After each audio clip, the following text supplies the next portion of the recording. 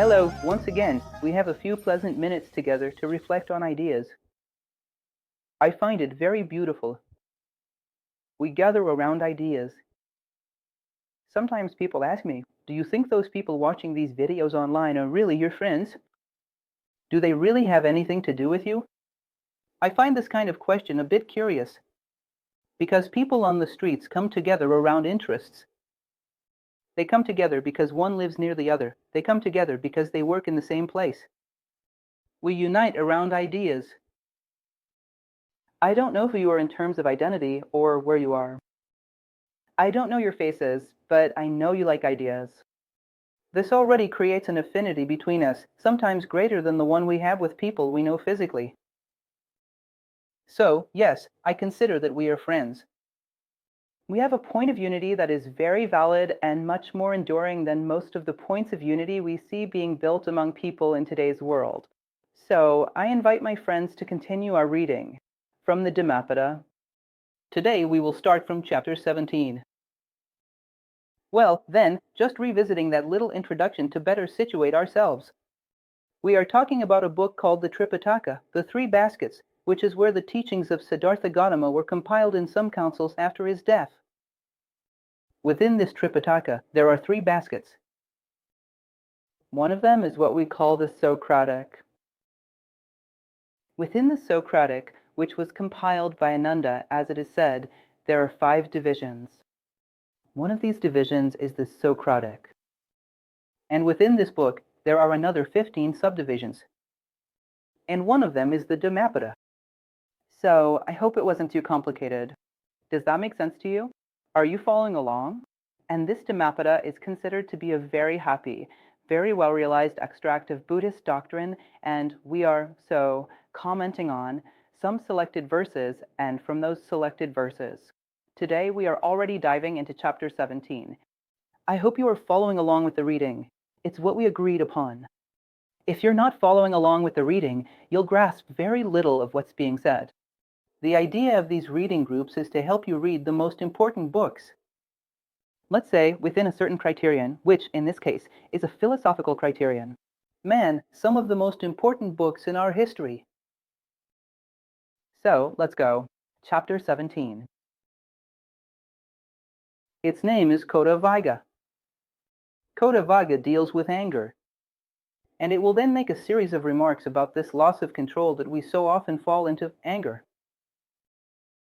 In verse 222, the following is said, "He who masters rising anger, as one reins in an out-of-control chariot, is called a driver. The others merely hold the reins." Remember that biblical passage I always quote, "By your works you shall be known." In other words, it'll see if you're a driver because you steered the car in the direction you intended and with skill. That's a driver. I won't say you're a driver just because you sat behind the wheel to take a picture. Plato also uses this example a bit when he says, well, a doctor is someone who wants the well-being of the patients and contributes to their well-being. It's not the one who has a bunch of titles, a bunch of labels, "By your works you shall be known." It's no use saying, "I drive this body of mine." Well, move through life and it'll see if it's really you as a human consciousness who is driving, or if you're being dragged by the vehicle itself. If you're being dragged by your passions, by your angers, in other words, by all the imbalances inherent in the vehicles we are driving. In other words, inside a car, you have a steering wheel, you have wheels, you have a bunch of complex gears that serve you. But you have to know how to steer them. Because if you don't know, it's likely that one of these poorly used controls will take the car off the road. In other words, give the car a direction that is not the one you desire. So, the driver is the one who, in fact, asserts control over the vehicles. We must first have an identity, know who we are and what the vehicle is. My car is there in the garage. Bayan here. I know that my car and I are not one and the same. Now, what about my physical body, and my emotions and my mind? Am I really that aware that they are vehicles? Aren't they the self? This disentanglement, having an identity above the vehicles, is what makes you a true driver. So, one must drive. And the one who masters anger is like that skilled driver who brakes an out-of-control car. If you lack this ability, you'll face accidents, both in the car and in life. Verse 223. Overcome anger with serenity, evil with good, greed with generosity, and falsehood with truth. Notice well, it's as if you have two armies facing each other. Instead of fighting anger with the resources you have today, which stand no chance of winning, you feed the other army, which is serenity. How? By practicing, with discipline, daily acts of serenity, putting it into practical experience, creating an identity with this virtue. At a certain moment, the two armies will confront each other. But this one is much stronger and has a much better chance of victory. Instead of fighting against that flaw we have, we invest in the opposite quality. Oh. Every day, deliberately, intentionally, practice the opposite virtue until we have a conscious identity with that virtue, in such a way that we can say, I am serene. We can have an identity with it. When anger arises, it is a stranger, an intruder. I no longer identify with it. Just as anger is to serenity, as evil is to good, as greed is to generosity. Falsehood and truth, or any other polarity you might have. Invest in the opposite pole. This strengthens you. It strengthens you for an inevitable confrontation and creates an identity with the virtue you need to develop. 224. Tell him the truth. Do not give in to anger. Give from the little you have to those who ask. These three merits bring man closer to the gods. Notice, I am not delving into religious connotations. The Book of Dhammapada is a sacred book for the Buddhist tradition, but philosophically, we can extract an interesting teaching from this. They considered that the gods are the pinnacle of the human condition. Those more evolved beings who have reached the summit of Olympus, in other words, have achieved perfection in terms of values, virtues, and wisdom. So, if we observe the perspective of these Eastern peoples, of the entire interconnected nature, from the mineral to the plant, to the animal, to the human, and even to the divine, and try to understand a bit of this Eastern logic, they perceive that all beings are in evolution. This, for us today, is already scientific. And a stone that is structuring itself, organizing itself on a molecular level, is increasingly approaching the ability to capture energies, which is typical of a plant. So much so that many collect crystals for the type of energy they are able to channel. In other words, energy is already a field that plants work with. But the mineral, as it evolves, leans towards the attributes of the plant, begins to channel energies. And a plant that would work with this organization, this evolution, up to a dicotyledon, this complexity of forms. We know that those more evolved, at least according to popular belief, have a certain sensitivity to human presence, sometimes to a specific person. Have you ever heard the story of the green thumb? I'm not here trying to say that this is a truth, but there's a whole body of popular knowledge regarding this. For instance, when you place a violet in someone's home, it becomes greener than in someone else's home. It seems that this person has a certain knack for forming bonds with the plant, and it senses this and develops much more. In other words, a highly evolved plant would already lean its tendencies towards the emotional. What do you think? No, L. It's not the field of development for the plant. It's the field of development for the animal world. So, evolution reflects in what comes next. And so it is with animals as well. Anyone who has ever had a little dog, and I say this from personal experience, a little rascal that you look at and it's like they're just about to speak. And it really is impressive the level of sophistication I know of their actions, the intentionality that we perceive. Then the regret. It's an incredible thing that a dog is capable of doing. In other words, the dog is developing the emotional plane. The mental plane is already human. But those more evolved ones, don't they seem like they think? And then comes the human condition, which develops its entire rational capacity. Homo sapiens sapiens learns to develop a whole logical sequence of premises and conclusions. learns to think correctly, and the divine is the one who already operates with a pure mind, absolutely altruistic. Only for the sake of others, only for the sake of unity. But notice that when a human being evolves significantly, they start to lean towards this. In other words, did the best men of humanity already have altruism at their core?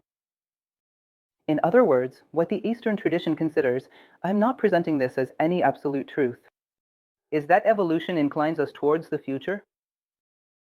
So, obviously, just like when you want to have a little dog at home, you don't want one that's chaotic.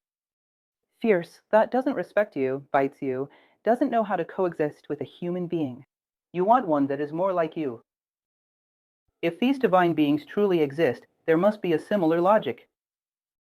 They don't want humans who are base, they want those who come closer to them. And among them, they are more intimate. And to these, according to this view, perhaps they communicate their secrets. Notice, without prejudiced Western views. This is a philosophy, a worldview. Can't we look at it impartially and try to learn from it? I think so. As a philosopher, I'm not a Buddhist, but I learn a great deal from the Dhammapada. 227 to 228. No one in the world escapes. Criticism. There is not, never has been, and never will be anyone completely free from criticism or permanently praised. Just a little while ago, I paused for a moment to look at these verses. Preparing the lecture for you, I was saying, folks, it's impressive after some time. It becomes even difficult for us to recognize. Is this the Analects of Confucius? Is this the Tibetan voice of the silence? Is this the Indian Bhagavad Gita? Because the foundation, the way of expressing it, is distinct. Of course, but the basis of the teachings here is so universal that it is truly impressive. It seems that everything drank from a single source, or is moving towards a single source, and as it progresses, it becomes more similar. Like those who climb to the peak of a pyramid. Closer as they approach this peak. So, when you see, for example, this verse that tells you not to worry too much about criticism, because no matter how much you try to follow the social script, you will be criticized. Don't worry too much about praise, because no matter how much you follow social rules and stand out, there will be people who will criticize you. In other words, don't hang on to either criticism or praise. That's very Confucian.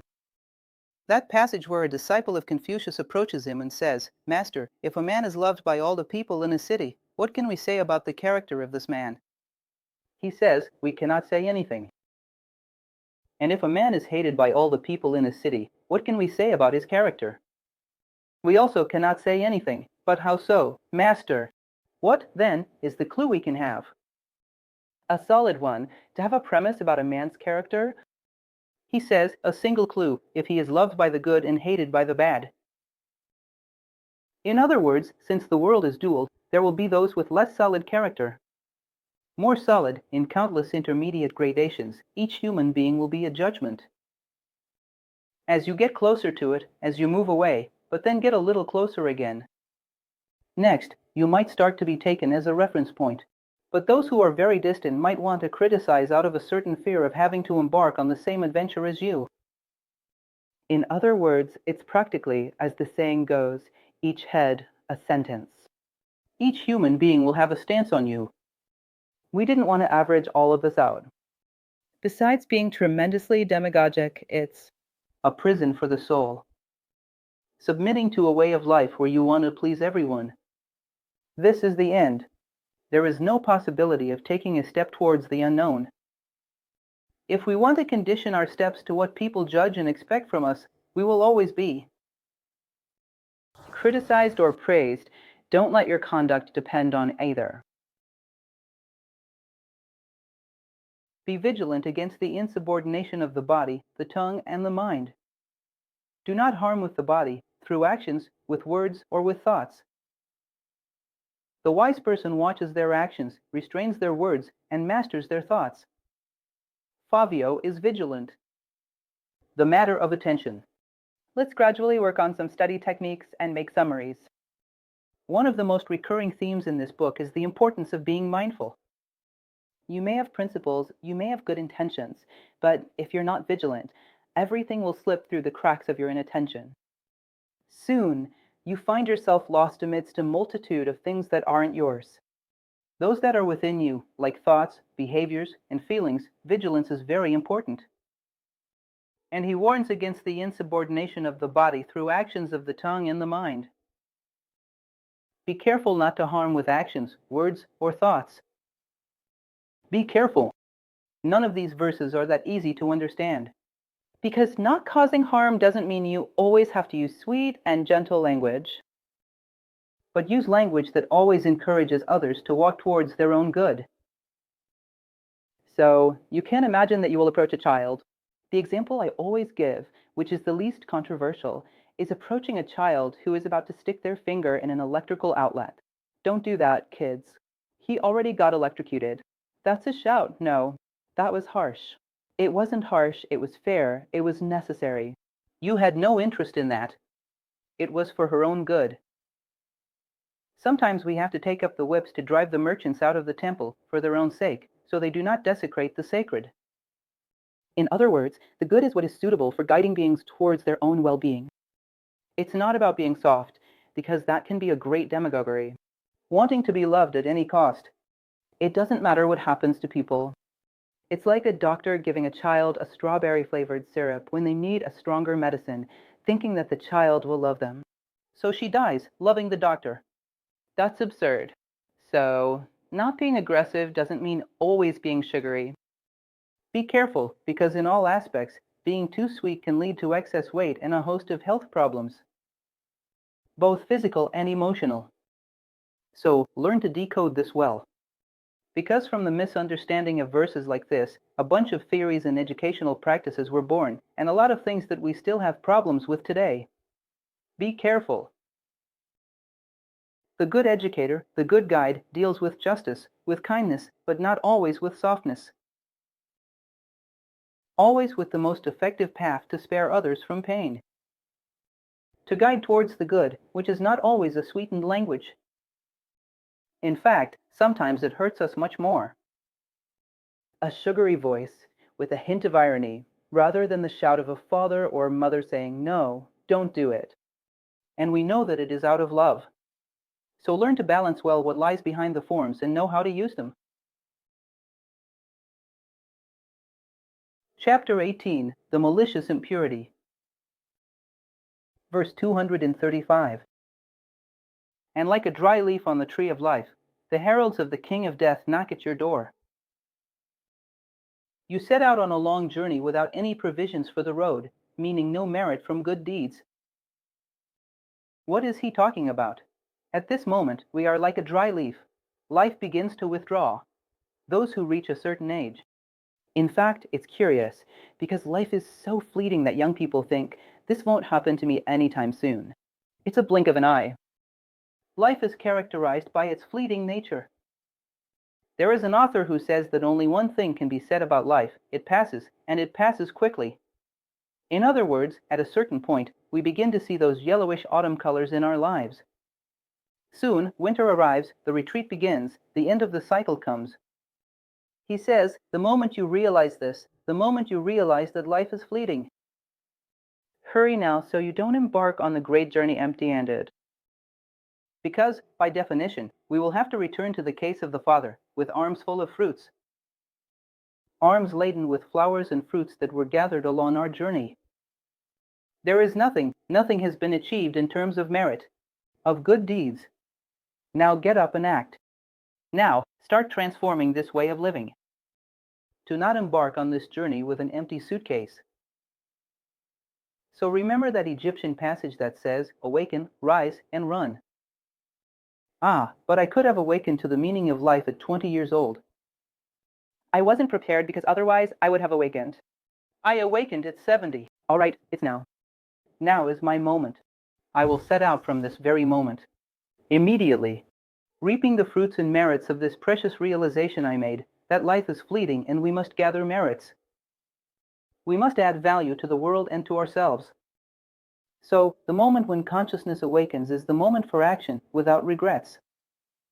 It's the moment you could perceive, therefore it's now. Don't let yourselves be too guided by the fleeting nature of an 80-year life. 90 years old, I am very young, very old, folks, 70, 90 years, even more. We are within an Eastern tradition that works with the idea of reincarnation. How many times do I tell you? For example, about Plato, on any subject from anywhere in the world. I hitch a ride with Plato to help me explain. Plato lived 2400 years ago. Imagine that he is alive. He is here, participating in our lives, helping us understand a lot of things, but he doesn't help me understand almost everything. In other words, what are 70 years? Plato died 2,400 years ago. So, don't keep measuring whether it's too early or too late for something. The moment consciousness awakens is the moment to rise and run, as the Egyptians say, to set out towards what we came here to do, to give a truly human meaning to our lives. Time is quite insignificant, a very dubious figure. 238. Hurry, become an island, work with zeal, be wise, extinguishing your impurities, free from passions, you will no longer be subject to birth or death. Realize that this insular thing of being an island doesn't mean you're disconnected from the mainland, when he needs you or when you need him. But there is a certain solitude. Where do you work? What is it that only you can do? Your inner life, correct your imperfections, purify your intentions, disentangle yourself, free yourself a bit from your desires. In other words, this internal work. It's no use trying to get someone else to do it for you. It's you with yourself. External experience is the raw material, but all the work is done within. So there has to be a moment for that, what Plato called the divine bones of sacred solitude, where we are somewhat like an island, and we process everything that the environment, the surroundings have brought us, and transform it into life. In maturity, seeking wisdom. One of the things we find highly complicated these days is the prejudice against solitude. Isolation due to complexes, due to the inability to relate, is bad. Solitude, on the other hand, is necessary. There are times when you have to take everything you've been given and go within to see what you're going to do with it. We receive things from the outside. Experiences from within, ideas, we have to gather all of this and build something. This will be the fruit of our life. So, at a certain moment, this ripe fruit of human experience places us above time, above life, above death. In the realm of ideas, we find our share of eternity. We add something, a vision, a bit of light to the world. 242, 243. Misconduct is a stain. For those who give, greed is a blemish. Evil action, in truth, is a stain in this world and the next. Ignorance, however, is the greatest of all blemishes. Destroyed, you shall be pure to the disciples. So he talks about misconduct, greed, and bad actions in general. He says that the greatest of all blemishes is ignorance. Understand that ignorance itself, you might say that philosophers are very complicated, wants to categorize everything, divide everything, but look, it's hard work, but it's necessary. Ignorance itself has a duality, there's good ignorance. Today, I am unaware of the ultimate meaning of human life. But I want to know. This is necessary, this is humility, I have to recognize where I am. Thinking I know what I don't know is madness. Inflation of the ego, as Jung would say. But there's a bad kind of ignorance, which is when someone is unaware, but thinks they know and doesn't want to move from where they are. This generates dogmatism, it generates sectarianism, it generates aggression, it creates this mentality of either you're with me or against me. There is no other shade. In other words, this type of entrenched ignorance relates to that phrase Plato often repeated. The greatest obstacle to wisdom is thinking you already know. Man considers himself the owner of the truth and doesn't want to move from there. Or they might even suspect they don't know, but it's too much work, so they prefer not to move. In other words, a series of reasons cause a person to remain frozen in ignorance and even take a certain pride in it. We must be careful with this, because ignorance, the kind that is frozen, the kind that hides behind walls and refuses to move forward, that, indeed, is the greatest of all blemishes. The point of consciousness we have at this moment is predominantly one of ignorance. But tomorrow it will be less. Then, tomorrow it will be less. This is natural. Now, staying frozen here by one's own choice, that's worse. Of all the blemishes, it's the ignorance that is acknowledged and fiercely maintained by the will of man himself. This is incredible, but very common. Continuing on 249. The jealous person who is disturbed by what others achieve will never reach concentration, neither by day nor by night. Samadhi. Imagine yourselves within the human body, which is a good example of how one can work as a team, all this set of organic units, of cells, enzymes, hormones, everything that lives within a human being, all of this working together so that the body remains healthy. There is a greater common goal. We know that a selfish goal taken by any of these particles can kill the body as a whole. An abnormal cell can kill a body. So when we have this feeling, which is not so much jealousy by name, right, it would be more like envy, where the merit of another, the gain of another, is not a reference point. To me, it becomes an offense because it's him, not me. We place all the motivation of our lives into these pounds of organic matter that today make up my body. All the motivation of my life is to accumulate merits for this personality. Imagine, it's as if all the motivation of a Leonardo da Vinci was to build a sandcastle. He knows that soon he'll blow and he won't have anything. Of course, every man who wanted to build great things sought, to the best of his abilities, permanence. And we don't do that. We pour all possible merits into the shell, which we know can cease to exist at any moment. For the most unexpected reasons, it ceases to exist. So, deep down, envy is a type of selfishness. I told you that behind all the problems in the world, there is selfishness. But here it is felt more particularly. Success has to be mine. At a certain moment, look at your body without so much identification. I always recommend this to my students. Open the door of your wardrobe, where there's that big mirror. Imagine yourself being introduced to someone, and look with the eyes of someone seeing a stranger for the first time. Notice this small heap of organic matter. A few dozen pounds, something that already shows signs of aging, that already shows signs of not working so well. Depending on the age, this inevitably will soon cease to exist. How do you motivate yourself to work? Just for that. Realize that this is a kind of strange alienation. How can our motivation be to work just for that? Because if we break this prison of consciousness, the merit of every human being who contributes to the advancement of humanity is ours as well.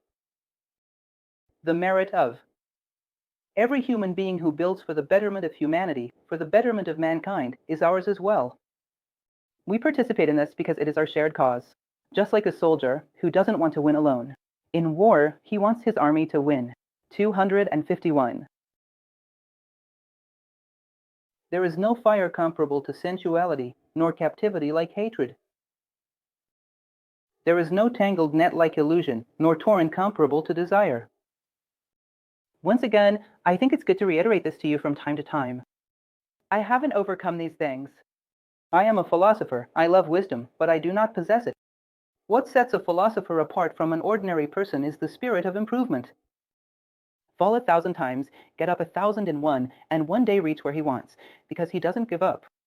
And those who don't give up are relentless. One day there will be victory. I also struggle with these things in the same way that everyone else does. And it's impressive, the strength of a habit like this, of an identity fixed on things of this nature.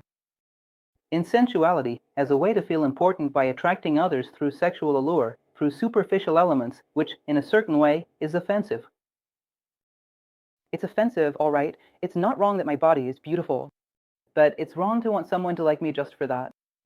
It's very shallow. It's just packaging. It's wrong for us to want to be valued just for that. Sensuality. It turns a person into a showcase to provide pleasures to the senses of others. It's very little for a human being. Our dignity suffers when it hangs on being an object that provides the most crude, the most dense and instinctive type of pleasure that exists. There are many ways to provide pleasure. In some way, I hope that at this moment, this beautiful book we are discussing together, bring some pleasure to yourselves. That too is pleasure. But sensuality, being dependent on very crude pleasures that you provide to others and to yourself. And hatred, which is a tool that becomes addictive. There comes a certain moment when the only thing a person wants to do in the world is to destroy what they deny. But they don't want to build anything to put in its place. They don't even know, nor are they willing to do so. Imagine that if she destroyed everything, she'd be like a dog chasing after a car tire. When it stops, he doesn't know what to do. If you give a person who harbors hatred the means to destroy everything they hate, then they won't know how to do anything else. Because they don't know how to build, they only know how to destroy. And will they end up destroying themselves? It's evident if they haven't already destroyed themselves. Because it is an element that IONS the structure. The organization of the psyche, the emotions, dismantles the human being from sustaining themselves for a long time. Besides demanding an amount of sustenance that no domestic animal I know of requires. It feeds on a tremendous energy, hatred, to remain alive within you. Notice that if you don't feed hatred, its tendency is to go through a cycle and become stale until you forget about it. To keep it alive, it demands that you give energy to a violent life, always being there, nourishing it again. So, hatred is truly a vampire. Ian.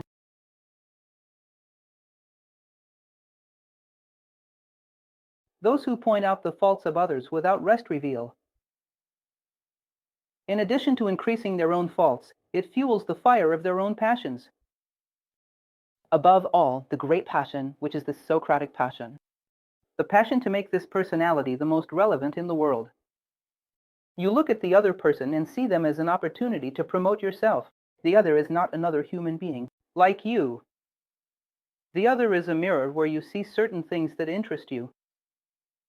In other words, a very selfish, very passionate man becomes trapped solely and exclusively by the interests of his own personality. And others have no attributes. He projects the other attributes. There is a vision, let's say, projected from oneself. He only sees his own shadows, not the other things. He lives in a very lonely world. So, what he is going to say is that noticing the faults of others makes us feed our passions, our selfishness, our individualism. Moreover, we develop a morbidity that is terrible when it turns against you. I've been teaching for many years. You all know this, and there was a time when I gave a lot of public speaking courses. I am impressed. Because the person who criticizes the colleague who stood up and spoke the most is the one who gets the most stuck when they stand up to present themselves. Do you know why? Because criticism, when it turns against oneself, destroys them. The other can hide from it, but she cannot hide from herself. Therefore, critical people are the most severe towards themselves. They end up destroying all their potential to build something. When this heavy artillery turns inward, not a stone is left standing. Therefore, they are fearful, very anxious, and are very afraid to throw themselves into life. Because they know they will be destroyed in the first exposure. In other words, there's no way around it. You get addicted to using a tool, and you'll use it against everyone and against yourself. 254. Through space, there is no path. The noble Sammama, or the arrow, finds the path within themselves. For those who watched, the series on the light of the path showed this quite a bit. Find the path by retreating inward and then projecting outward. You find within yourself the path to harmony. Learning to harmonize my physical vehicle that wants to sleep, my energetic vehicle that wants to eat, my emotional vehicle which just wants to have fun, and the lower mind that only wants to meddle in matters it doesn't understand. It just wants to accumulate information without any commitment to it. If I harmonize all of this and learn to coordinate and guide this vehicle, I am very good at harmonizing conflicts. Outside. If I learn to select what is impure in my mind, in my emotions, in my actions, in my words, I am very good at selecting, for example, what to offer to a child, what to offer to a young person, how to educate. In other words, I have an experience of educating myself. You must always be your own first student. This internal experience, which is much more complex than the external one, gives you the authority to act upon the outside world. It's interesting that we live in a time where we, as parents and teachers, both are trained to be educators by simply teaching things we've learned intellectually, not things we've actually experienced. And that's complicated. It gives us very little depth, very little possibility of resolving conflicts that weren't anticipated within the framework. Remember that in the same book we saw earlier, greater than the one who defeats 1,000 warriors in battle is the one who conquers himself. By the way, take note, we have a very interesting lecture on YouTube about philosophy. In education, I talk a lot about several of these aspects. Chapter 19, The Righteous, Lady Kabaga. Verses 256 and 257. The one who judges hastily or uses violence is not righteous. The wise person calmly considers what is right and what is wrong. The one who judges others, not with violence, but with serenity, informed understanding, and enlightened by doctrine, is a guardian of truth and deserves the name of justice. In other words, it's a complex verse. These are two complex verses here. But the first thing we should deduce here, first of all, judge people as it is appropriate to judge them. Judging a human being is so complex because there are so many factors that contribute to a person's actions. Of a thought, of a word, there are so many factors that influence. You need to delve deeply into these intricacies, put yourself in the other person's shoes, and understand the basis of their actions, including to try to re-educate them if they have committed an offense, or to form a worldview if it's someone who hasn't yet received any formation. The possibility of error is high.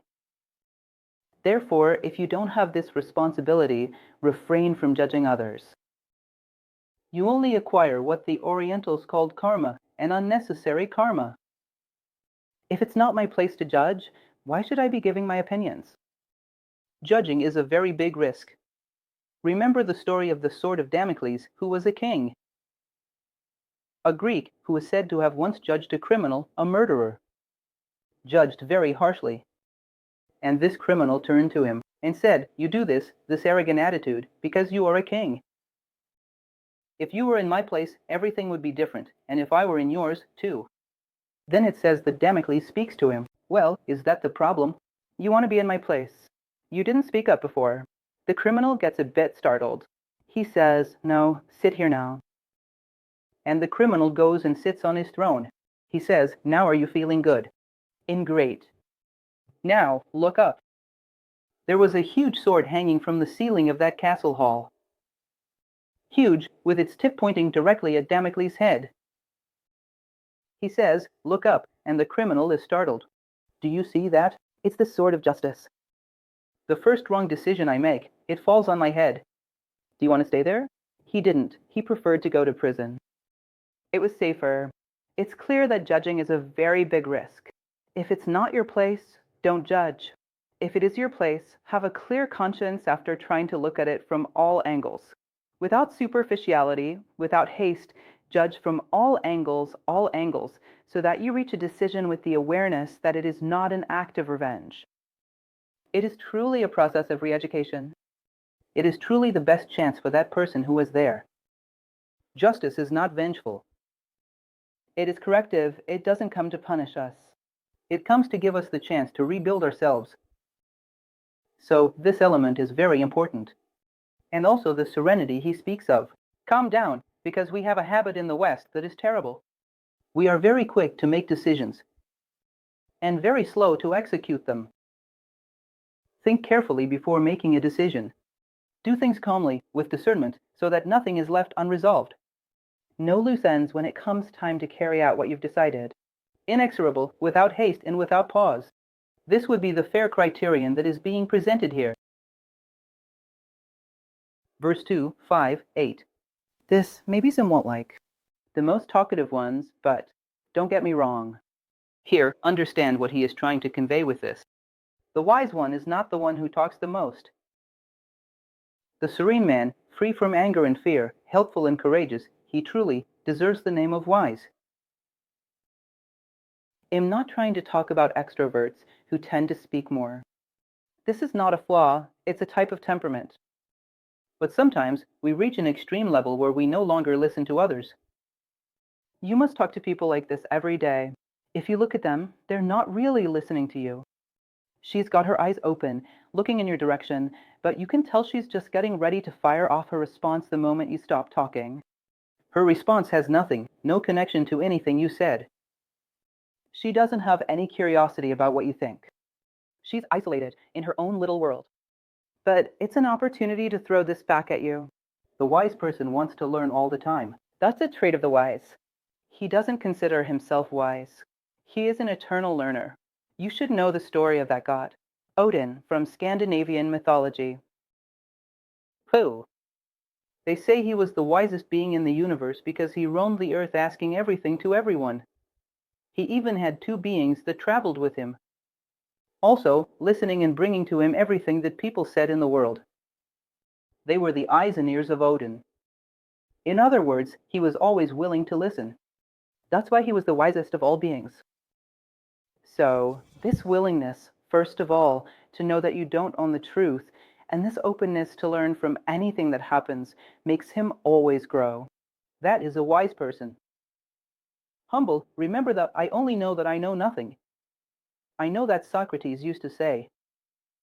Humble and always willing to learn from any human being, from any circumstance. So, he doesn't compulsively dump what he knows onto others. He speaks in a deep and thoughtful manner when it's his turn to speak. But truly listen to what the other person is saying. Listen with a spirit of learning. You know those stories where you're listening to someone and trying to fit them into categories in your head? That's it. After he says this, comes that. In other words, they are preconceptions, ready-made forms, little boxes. You're already prepared to box them in. If that person doesn't fit into any of those boxes, what are you going to do with them? You'll have to force it because you have no other option.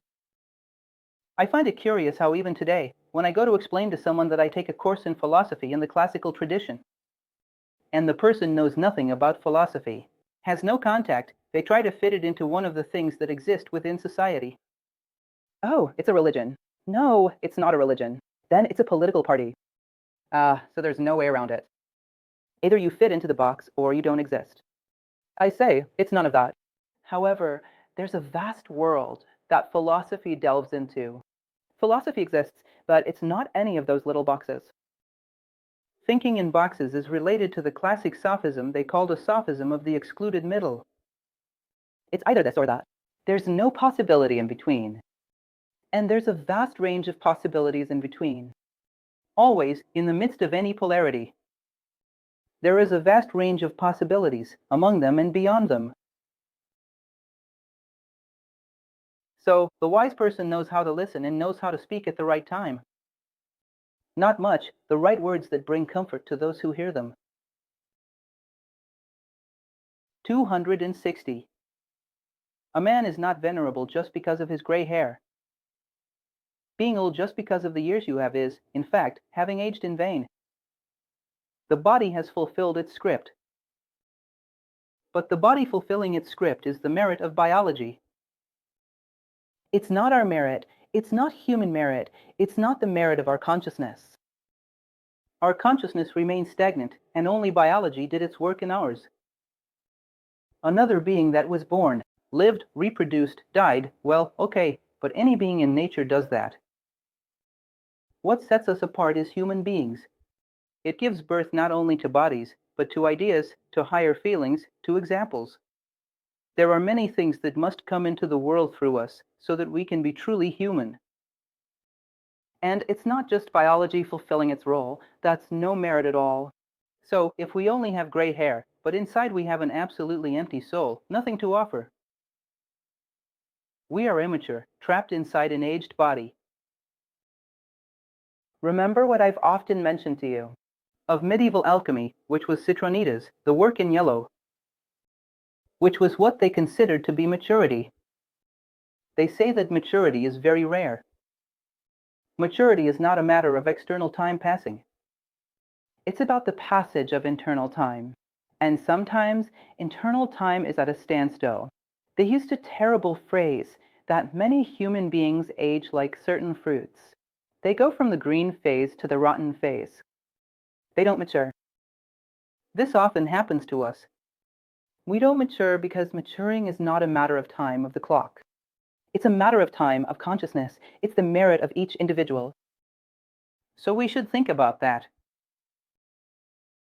to build our own maturity, so that then we can stand in front of the mirror and be proud of every little wrinkle. It's a worse scar, but I know what I gained from it. Every little strand of gray hair is a mark, but I know what it has taught me. And look, for what I learned from this little wrinkle, I paid little. I did pay for two. Just one was cheap. It gave me a lot. Continuing, 262. Not only eloquence and good looks make the envious, the greedy, and the deceitful a man worthy of respect. I told you that I had the experience of, for quite some time, teaching a public speaking course. Today I retired because there are better ones. At the time I was doing this, I was very impressed by the motivations people had for wanting to learn. A technique of oratory. In other words, to speak well, to present an interest well, to present a dogma well, often without the intention of benefiting. And what we teach in philosophical oratory doesn't really lend itself to that. But there's a code within today's society, that if you have a good appearance and eloquence, you are valued for what you appear to be and not for who you truly are. So you realize, sorry, I don't want to hurt anyone's feelings, but I know quite a few people who have a reading list throughout their life that would fill 10 of my libraries, who have the habit of reading. And yet, behind that, there exists a certain inferiority complex for not having much criteria to analyze what they read, not having much criteria to analyze their own life, not having much ability to generate their own reflections, and they use this display of the quantity of information received as a synonym for quality, when, in reality, it is not. So, instead of simply talking to someone and showing their capacity for inner life, of reflection, of logical concatenation of thought, they present a resume, a list with 100, 200, however many, works and compendiums read, as a way to cover up, a mask to hide the poverty of their own capacity for understanding. So, quantity has nothing to do with quality. We know this. So, be careful not to judge that a person is very intelligent just because they have read a lot and can cite the most disparate data possible. I recommend to you, once again, you might say, she's crazy because she's talking about the map, but here comes Machado de Assis. But even Machado de Assis has everything to do with all these wonderful works, because he was also a philosopher. There's one of his stories called The Theory of the Medallion, where a father teaches his son to have a lot of knowledge, but to have no opinion, none at all, not contradict anyone and always be in the circles. Being popular is a precious thing, because it is very current. So, be cautious of eloquence and a good physical appearance. Both things are virtues, but they are not enough for you to say that this person is intelligent, is profound, has something to convey, has depth, has wisdom. Nothing. It indicates none of that. It only indicates what it is: physical beauty and a good game, a good ability to handle words to create a pleasant impression. Nothing beyond that. Do not take this as credentials of intelligence. These are some of the great misconceptions we live with today.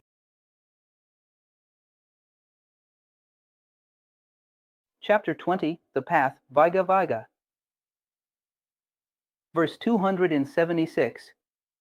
You must make the effort yourself. The wise merely point. They point the way.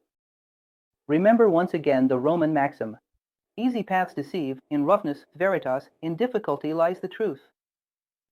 Of course, it doesn't have to be that difficult. There are different levels of difficulty in the achievements we must pursue in our lives. But the fact is that no one is going to achieve anything for us. No one is going to ride a bike for us. We have to fall. Scrape your knee 1,000 times to, on the 1,001st time, we get up and ride. Someone can give us all the tips. And we won't succeed just with tips. We will succeed through practice, through effort, through discipline. And when we succeed, the merit is ours. Plato didn't demand royalties. Every time a human being discovers that the world is an illusion, it's because they are in the myth of the cave. Because many read and don't reach this conclusion. It is our merit in experiencing this that leads us to the objective conclusion. No one can give us wisdom. No one can walk for us, and any attempt in that direction is manipulation. You don't evolve on roller skates. Each person evolves through their own efforts. And what do the masters and the wise do? They point the way. But they don't get into personal matters. They don't decide how you will walk nor when. They just point the way. They can't walk for you. They can't give you any evolution. They can invite you to walk with them. And nothing more. And that's a good thing. Knowing this gives us a lot of confidence. It protects us against a type of fantasy that can be dangerous, including against certain types of idolatry. We know that those with good intentions point the way, but they don't promise easy rewards. This is doubtful. 277 and 278. All conditioned things, created forms, are impermanent and unsatisfactory. They bring about suffering. Whoever sees with wisdom lives in peace in the world of suffering. This is the path of purification. This is the key to the Four Noble Truths of Buddhism. Everything in the world is impermanent. Therefore, it is the root of suffering. Don't think it's just the unpleasant things. Chocolate. It's a source of suffering because it is not eternal. When you're about to reach the last square, you're already suffering. Everything that gives you pleasure, that which is pleasant, will end one day. Therefore, it is a source of suffering. But we can be amidst impermanent things and not suffer. Relate to them in the best way possible and not suffer.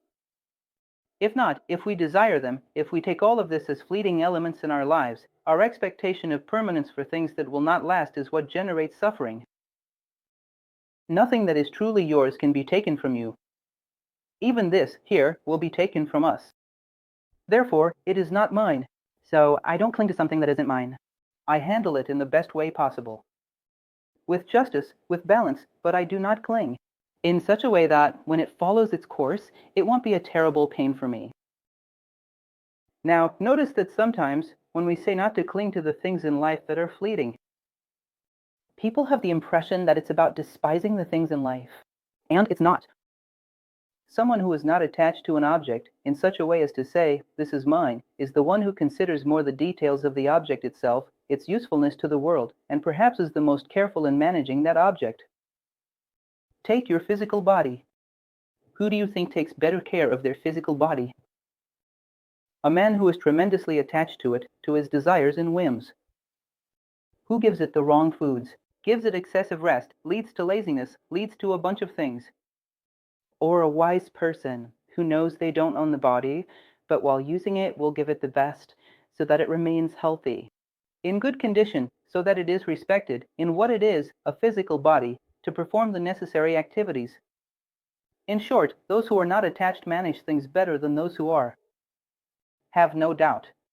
Attachment will lead to exaggerations, distortions, just like a father who is very attached to a child sometimes is the one who spoils them the most, the one who provides the least discipline, and a bunch of other things. The unattached person is fair and gives their best. So, he says that suffering is not because we are surrounded by impermanent things, but because we want them to remain. Because we are attached to things that we will inevitably lose. We could live in a world where everything is temporary and not suffer at all, aware that there is something behind it all that remains, and use this something as the foundation for our consciousness. This perspective that sees the world deeply and is the scissors of all things that pass. Something from experience to get closer and closer to touching your own deeper identity, your inner name. And realize that this inner name is identical to the inner name of the universe as a whole, of the One, of God. Do you understand this? All things pass. You give your best and gather the best they can offer you in terms of experience and wisdom. This brings you closer to what is real. And the things, do they follow their destiny? They never were. They were shadows. They returned to being shadows. They were dust. They returned to dust. 280. The one who is young and strong, yet does not strive when needed, surrendering to laziness. The one who is frivolous, weak, fated, apathetic, and without determination will never find the path seeking wisdom. Laziness, weakness, apathy, when we have. It's important for you to realize we need to understand what wisdom is, even if it's just a distant glimpse, because that's where our motivation comes from. If you really like chocolate, like certain people I know, whose names I won't mention, if you really like chocolate and you know the chocolate is there in the living room, don't tell me you're going to be unmotivated to get up from your chair and go to the living room. You run over there, because you know the value of chocolate. This makes you break through laziness and apathy. There is motivation. If we knew what wisdom is, if we could taste it, even from afar, we would have the motivation to run towards it. We would be apathetic. We wouldn't be lazy. The apathetic, the lazy, the inert are those who don't want to get anywhere. Therefore, they don't move. They have no energy, no motivation.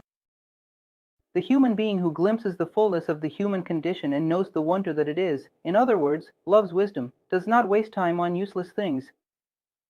This one is not held back by vices. This one is not satisfied with weaknesses. This one is capable of walking against the tide of history. Because our historical moment is one of almost widespread worship of weakness. This one is capable of going against the grain of our current culture. It's about loving leadership, loving initiative, loving the constructive work that brings you closer to your dreams. Without dreams, it's very difficult. 283. Cut the entire forest of desires at the root, not just one tree. In other words, what he is presenting here is clearly a final destination, to completely cut off all desires. But you have to realize that we progress in stages like a staircase. On the last step, we will have cut all the flaws at the root. But at this moment, let's say we're stepping onto the first step. All the flaws must be cut to a certain level. With balance, everyone. We cannot step onto the first step by cutting out one flaw and leaving all the others behind. This, as Blavatsky used to say at a certain moment, it will hold you back on the step and push you down. Try to understand what I'm saying. For this level of consciousness, I have a virtue, which is generosity, that gives. It gives well, but I have one back here, which is the lack of initiative, that doesn't give in any way. I have one that's so-so, which is creativity. There's another one here that's really good, which is fraternity. It's no use. You won't get through this stage with just one or two virtues, but with all the others. To evolve at this moment is to take everything that was left behind and bring it all up to here. Don't leave loose ends behind. Remember an example that our national director, Luz Carlos, always mentions, and I find it very interesting. When a mechanic checks an airplane before it takes off, he examines every detail. Nothing is left behind. He doesn't skip checking the landing gear wheel, because the landing gear wheel can cause an accident that kills everyone. Fatal. So, nothing can be left behind at this level. This level he's talking about, of cutting all the flaws down to the root, is way up there. But what is above is also below. Remember the Kybalion. In other words, there I will cut the roots of everyone. Here, I will cut everyone down to a certain level that allows me to step with justice onto the first step. But then comes the second for the second. I still have a lot more things to cut. But at this moment, I am square. I am a rightful occupant of the first step. All the elements within me were cut at the same level. Nothing was left behind. There are no loose ends. This is coherence. This is integrity. This gives us great security. Legitimacy to be where we are. 287.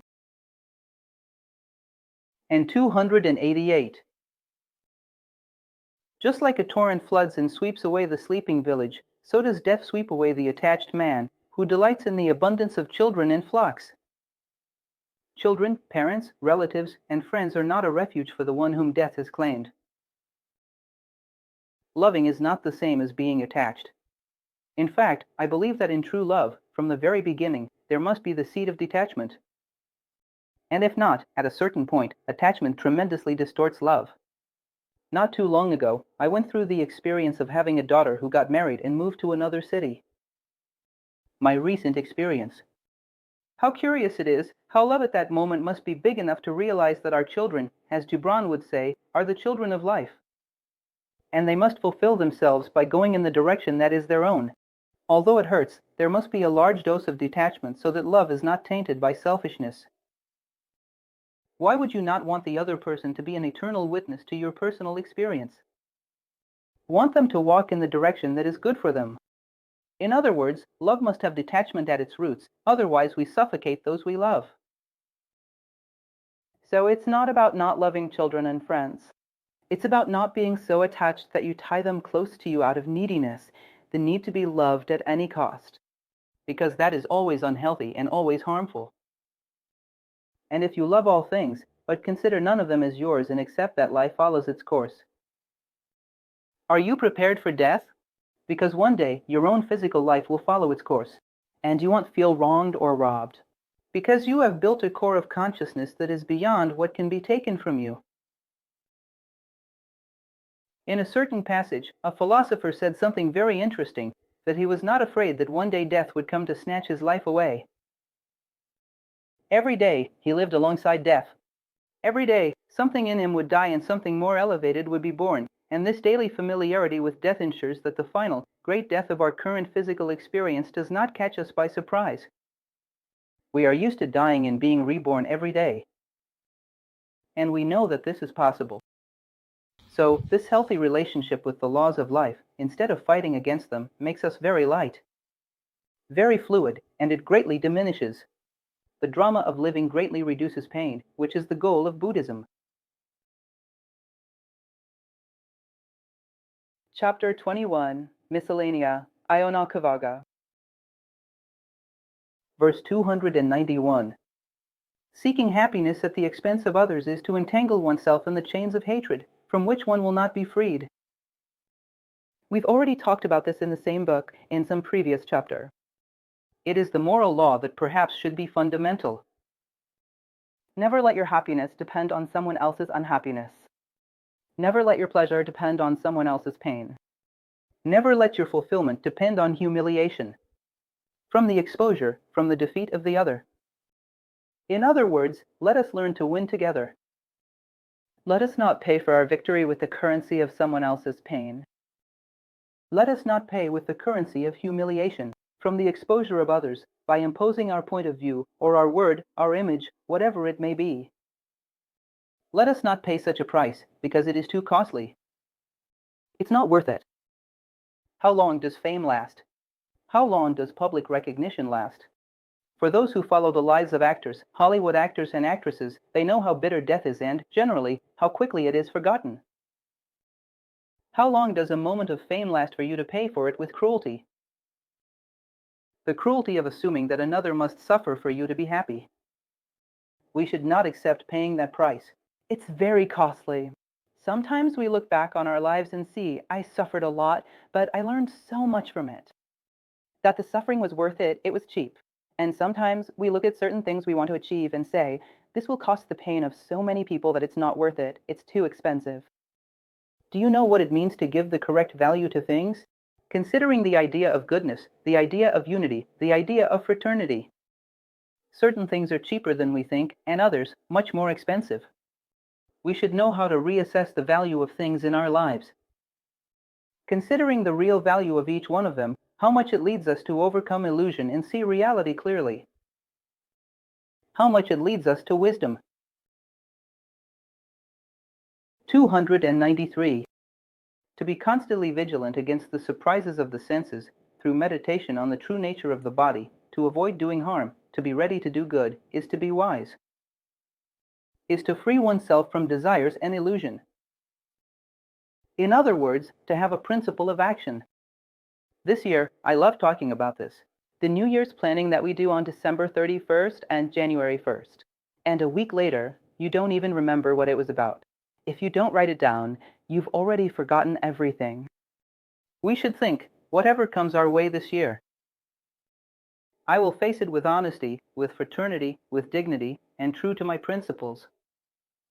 I will reach the other side, overcoming these obstacles, without ceasing to be who I am. My loyalty to the fundamental principles that define my life, that define my very identity. I won't give up. I might arrive more slowly. I might not arrive with great glory or material wealth. But I will reach the other side without letting circumstances steal myself from me. This already gives you a general outline. Whatever events may come, you will be able to reach the other side without giving up on yourself. There's a movie that I really like, which is Gladiator. Very, very beautiful. I won't go into details about the movie, but for those who haven't seen it, it's worth it. There's a scene with Maximus versus Meridius, who was a gladiator, actually a former Roman general. He's with the gladiators in the center of an arena, and Roman war chariots are about to come and fight against them. It was an uneven battle. But he gathers his men in front of the gate from where the chariots would come. And he says, whatever is behind that door, if we stay united, we will survive. And he really does it.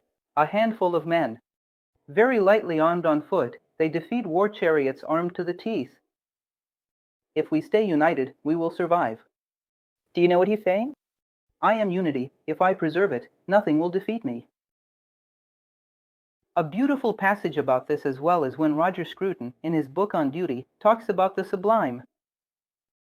When we look at the waterfalls, like Niagara or Iguazu, at a gigantic mountain range, we say, wow, how sublime this is. But in the second moment, we look at all of this, and we say, I am also sublime, because these things can kill me, but they cannot corrupt me. They cannot take away my dignity. No one can steal my principles from me. And this gives the sublime tone to the human condition, makes him as grand as a waterfall or a mountain range. Things can kill you physically, but they cannot corrupt you. If he does not corrupt himself, if he remains true to himself. This is a fundamental element for us to remember, always. 295. The Brahman who killed mother, desires, father, pride, two kings and warriors, eternalism and nihilism, and the best of men. Which is the attachment to the personality of the Buddha, serene, walks, sound end, safe, freed from the errors of the past. This is one of the verses that is incredible. How it stirs up controversy. But it's so obvious that he's not talking about killing your mother or your father, but about eliminating a certain flaw that imprisons you, and that limits you and makes you suffer. But the tendency to take everything literally is frightening. Sometimes I'm surprised by the interpretations people give to certain things I say. It's impressive. In other words, we are addicted to the path of least resistance, to staying on the surface of words. Then he says, the one who walks serenely, sound and safe, who has overcome everything that could affect him, that could cause suffering, who is found. Something that is beyond time. This was a man who was able to free himself from certain shackles. Shackles so ancient that we consider them as if they were parts of us, as if they were our father and mother. Our flaws are sometimes so old that we think losing them would be like mutilating ourselves. It's as if it were an arm, a leg. It's a terrible pain, but they're not. And we come out on the other side and keep walking without them. This is possible. A work of imagination. Imagine yourself without these flaws. And realize that you are still alive. It's not the apocalypse. You didn't die. You remain alive and better on the other side. This work of imagination, of creativity, helps us a lot to move forward. So, to kill desires and pride, selfish, unrestrained desires, and the pride of thinking that I am better than everyone else. Therefore, fragmenting humanity so that 7 billion minus 1 are inferior to me. Because that is fulfillment. These two things are a prison, which causes man, attached to material things, to die along with them. The man who freed himself from these two things, father and mother, freed himself from the two warrior kings, eternalism and nihilism, which are two negative interpretations of certain elements of nature. I often joke that within human behavior, a tendency towards that law of seek and you shall find here. In other words, if I want to settle down, someone tells me that the universe is eternal and that I'll always have other chances. For example, the doctrine of reincarnation, I might think that I don't need to rush right now. I can put off dealing with my anger until tomorrow, my laziness until next week. Next year, I own another life, because there's so much time. Why should I rush? This is a negative interpretation of eternity, which leads to what he calls eternalism, and the other side is nihilism, which is the belief that after life there will be nothing. Everything will dissolve. So why should I bother now if everything I do is going to dissolve later? This reminds me a bit of a moment when I was little arguing with my mom about why I had to make the bed. If at night it was going to be all messed up again. And today I think every child must have asked that question. I know that making the bed helped organize my thoughts, helped organize my feelings, helped organize my entire life. Because I lived with order. In other words, in a certain way, this became ingrained in me. And it determined a way of seeing and living. So, we don't even need to postpone our change. Because there's a lot of time, because there isn't that much time after all. There is a time for everything, the seasons of life, and we can't think that it's pointless to change, that well become nothing. It means that maybe we are still nothing, we don't perceive anything true and permanent within us. We are strangers to ourselves. This is a sign that we need to build something. In the middle of nowhere, someone comes to tell me that Buddhism is nihilistic, that it preaches nothingness or nothing of what we are today. The nothingness of selfishness, the nothingness of separateness, the nothingness of pride, indeed, but the discovery of what is real, the touchstone of my identity, which is beyond time and space, that is not nothing. Quite the opposite, that is everything. Buddhism guides us within this tradition that we are studying. I'm not talking about Buddhist religion, but about Buddhist philosophy. It leads us to the search for what is permanent and real within us. How can this be nihilism? So, without radicalism, neither to one side nor the other. It's neither pointless, nor do we have too much time. These are escapes to avoid doing what we should be doing now. I've already told you in other talks.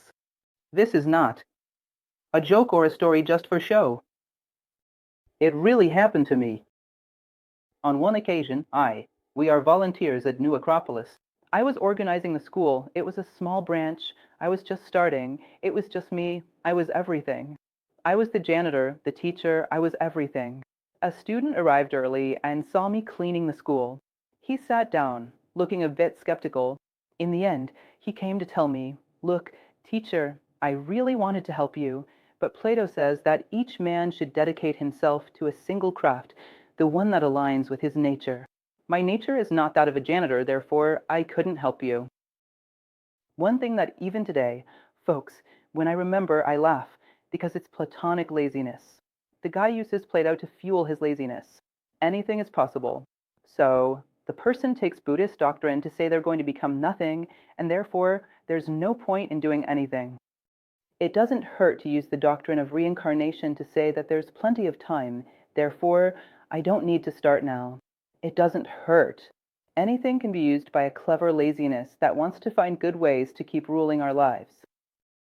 So, we must be careful with the manipulation we do to ourselves. This nihilism and this eternalism are two forms of manipulation that the Brahman, the wise one, is capable of overcoming, is capable of defeating. Two strong generals. And the best of men, he also orders to kill. In other words, attachment to the personality of the Buddha, or any other master you might think of. These beings came into the world to tell you that you are not your personality, that you have something sacred, much greater, that will merge with the Father. What sense does it make for them to say, don't cling to personality, and for you to cling to their personality? Is there something contradictory in that? They are showing a path of liberation that leads to unity, leads to the Father. They are not telling you to imprison yourself in their personality. Any adoption of a master, a sage, no matter how elevated, as having value as a personality, will create separateness. Soon, these groups of self-proclaimed keepers of the truth will be fighting among themselves. When all these masters came to preach fraternity and love, soon their disciples are fighting, destroying, and killing each other. Do you know why? Attachment to personality. So, he says, kill the Buddha too. Kill father, kill mother, kill two warrior kings, and kill the Buddha himself. Look where he points. Don't cling to his finger, which points. This is a topic that sparks a lot of philosophical discussion. I recommend that you reflect on it a bit.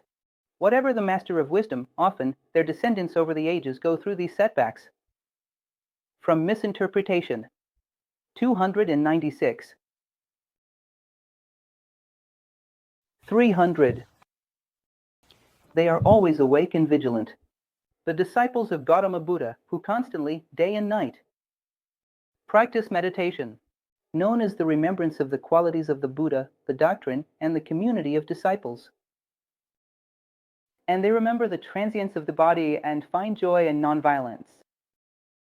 You might say, but how so? Isn't the remembrance of the qualities of the Buddha contradictory to what you just said about not worshipping personality? No, it's not contradictory. It is very necessary for you to create in your imagination a model of what you want to become. How can I say, I am a philosopher, I love wisdom? What exactly is wisdom? I don't know what wisdom is. Tell me, what is a wise person like? I don't know. How can I seek something that I don't know what it is? You need to have a visualization, like the chocolate on Saturday, to have motivation. For a long time, I've shared this 1,000 times in my talks, and it's a fact, I really did this.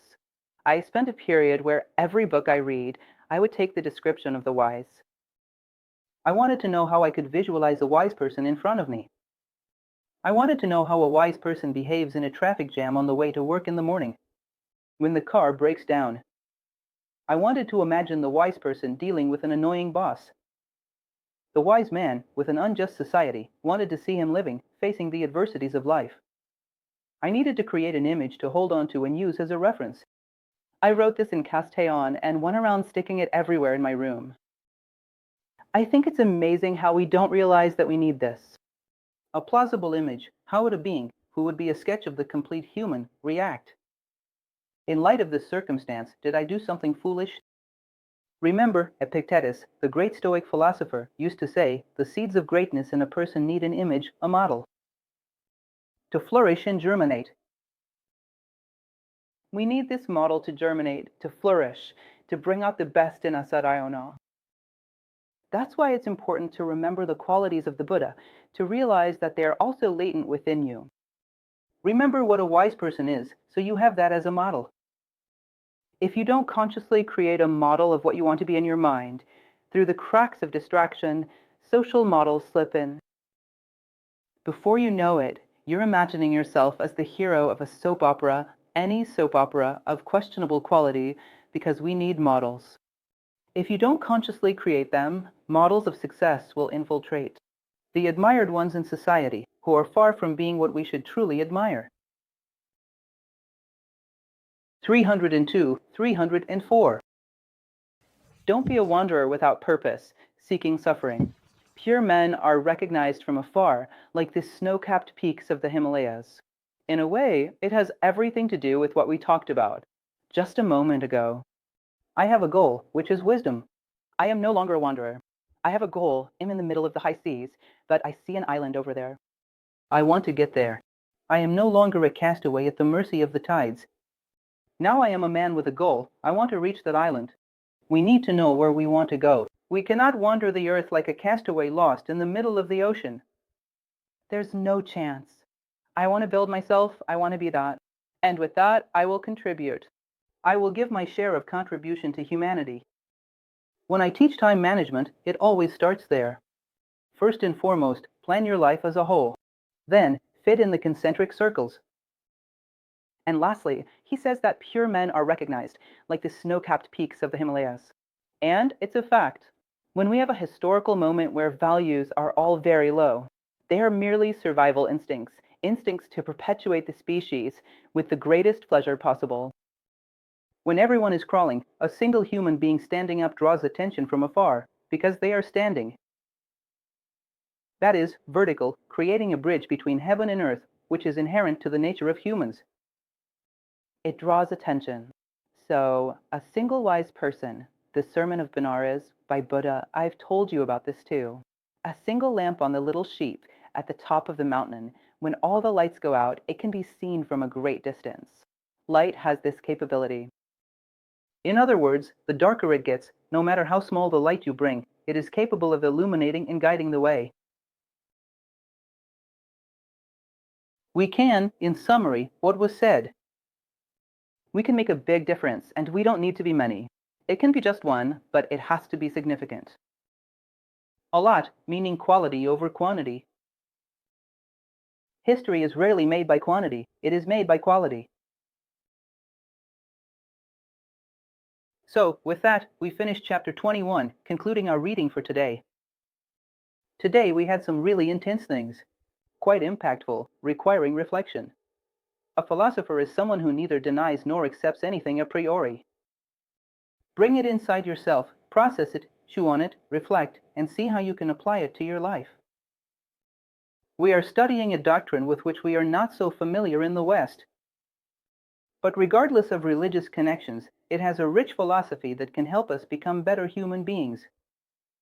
Don't forget, this is the focus. I hope you continue following along with the reading. And have an excellent week, everyone. A hug.